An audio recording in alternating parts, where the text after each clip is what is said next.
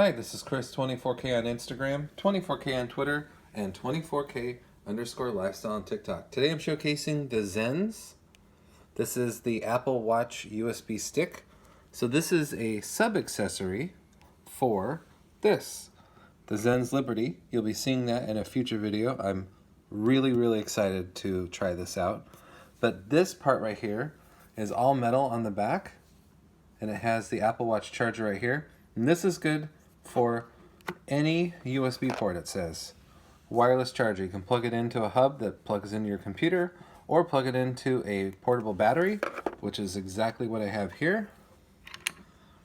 So pick a port, all right, plug it in there.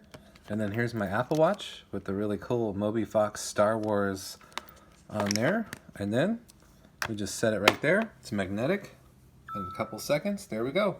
Now it's charging.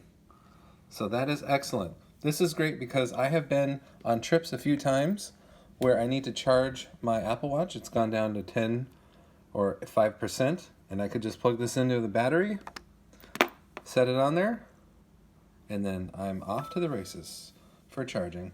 This is from ZENS, and it's available now. It also comes with this extension cable if you need it.